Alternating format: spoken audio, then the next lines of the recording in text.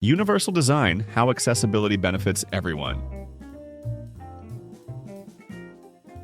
Inclusive design in our everyday lives. Ever used a touchscreen, sent a text message, or rolled a suitcase up a curb cut? Then you've benefited from innovations originally designed for people with disabilities. In 1990, the Americans with Disabilities Act became law, prohibiting discrimination and ensuring equal opportunities for people with disabilities. This applies to any public accommodation, including kiosks at banks and airports, schools, stores, and even the web. This landmark legislation started a revolution in how we design our world, not just for some, but for all. Wow, communication innovations. Did you know the telephone was invented while Alexander Graham Bell was working on hearing devices for the deaf?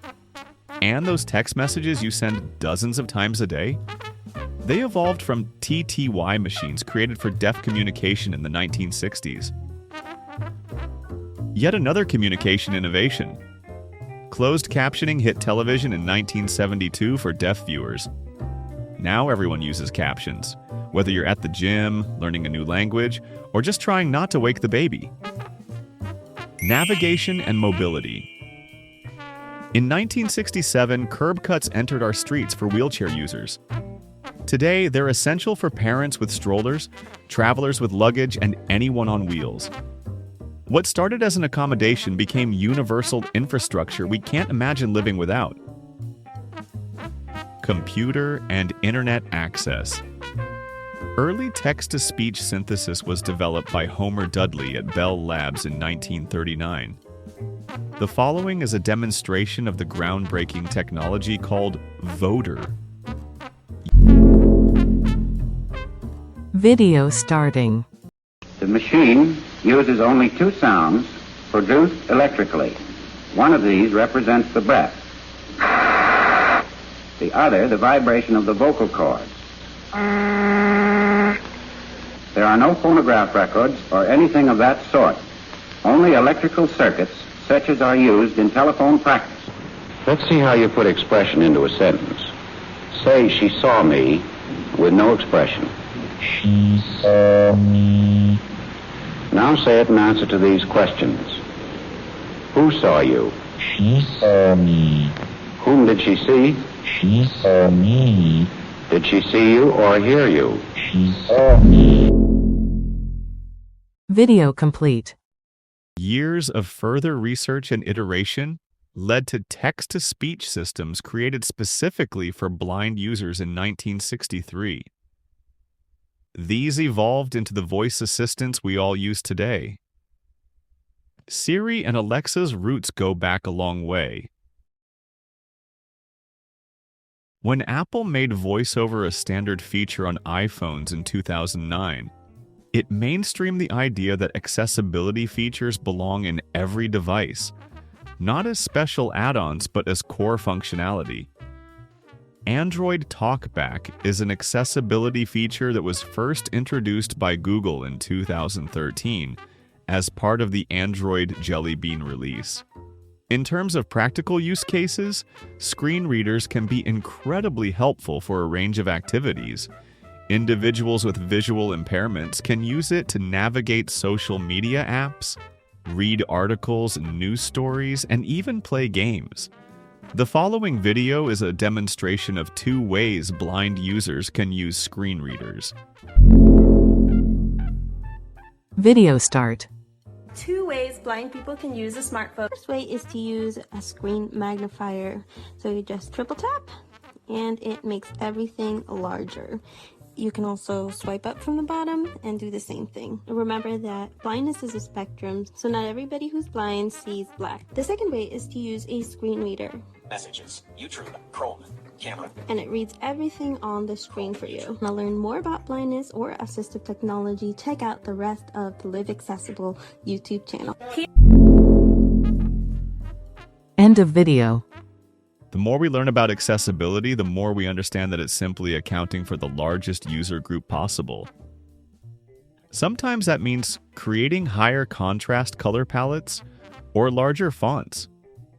Other times, it means using conversational language in content or including captions for videos.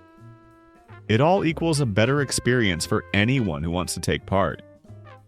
The Web Content Accessibility Guidelines, or WCAG, help us achieve this goal.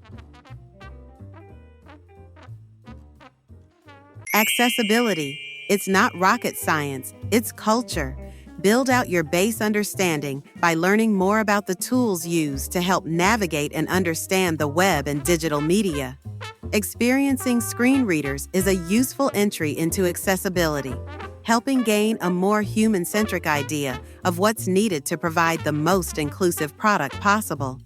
The following presentation shows the setup process for Android TalkBack. It lasts about 5 minutes. Video starting. TalkBack is a screen reader from Google included on most Android devices designed to help users who are having difficulty seeing their screen. TalkBack provides spoken or braille feedback for icons, buttons, or text on your phone. In this video, we'll cover how to set up TalkBack, how to use some of TalkBack's most popular functions, and how to customize it for you. You can set up TalkBack when you are setting up your Android device. Turn TalkBack on or off by holding both volume buttons for several seconds, then releasing, and then, when prompted, hold both volume keys again. TalkBack on. Held volume keys. TalkBack turned on. If you didn't turn TalkBack on during the initial setup, go into Settings, then tap Accessibility, then tap TalkBack, then tap Use TalkBack to turn it on or off. Or if you have Google Assistant turned on, you can turn on TalkBack by saying, "Hey Google, turn on TalkBack." TalkBack on. Google Assistant. The first time you turn on TalkBack, you will be directed through a tutorial that will help you learn the basics. TalkBack uses some gestures that you may already be familiar with if you've used other mobile screen readers. To have items read aloud, you can swipe right with one finger to move to the next item on the screen, and swipe left with one finger to move to the prior item on the screen. You can also touch the screen and explore by dragging your finger across the screen to locate an item. Phone. Messages. Chrome. Camera. Photos. Gmail. Home. 63° Fahrenheit. Saturday, October 29th. Home. Phone. Once you've moved to an item, you can activate it by double-tapping with one finger. For example, when you've selected an app icon on your home screen, double-tap the screen with one finger to open the app. Search contacts and places. Edit box. TalkBack also allows you to read by characters, words, headings, and various other granularity options. For example, you can read by character to hear a word being spelled out. Capital S, E, A, R, C, H. Read by word while editing text. Editing. Text. With. TalkBack. Or read by headings to jump between sections. Los Angeles, California.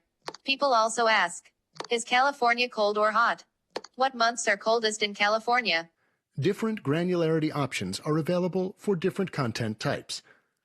Swipe right with 3 fingers to move to the next granularity option, or swipe left with 3 fingers to move to the previous granularity option. When you find the option you want, swipe down with 1 finger to move forward according to the selected granularity option, or swipe up to move backwards by the same granularity. For example, to read by word, swipe right with 3 fingers until TalkBack says Words. Words. Then swipe down with 1 finger to hear the next word. Weather. In. California. The Reading Controls menu, accessed by swiping left or right with 3 fingers, also contains other options like adjusting speech rate. Characters. Speech rate. Speech rate 110%. Speech rate 121%. Speech rate 133%. And swiping up or down with 1 finger can be used to adjust sliders.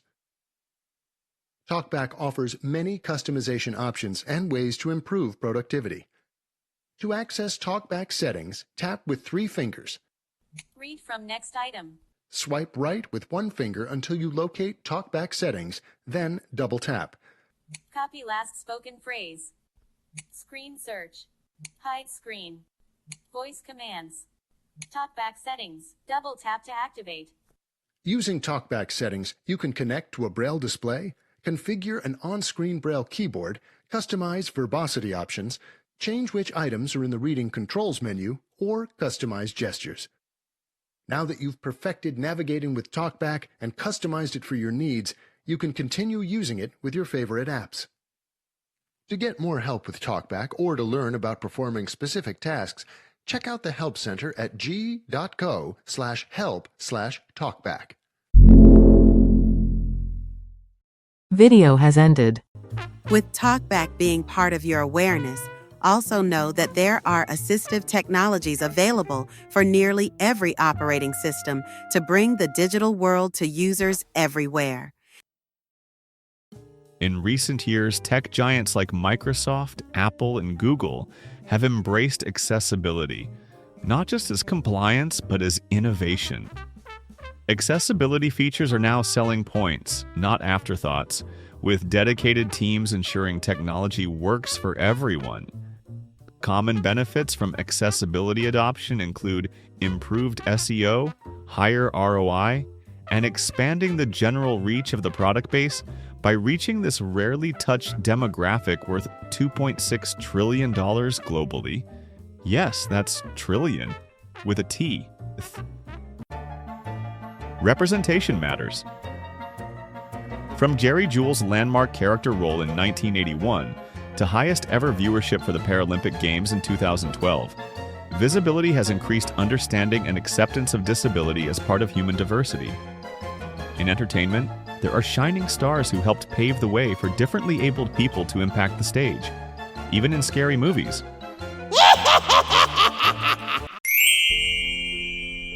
Pop star Lady Gaga revealed that she has fibromyalgia, a long-term condition that can cause pain all over the body. She is a powerful example of how some disabilities aren't immediately recognizable, and that assumptions can lead to incomplete designs and underserving users. Tenor, musician, writer, and music producer of Italian origin, Andrea Bocelli has sold more than 75 million records. He also studied law.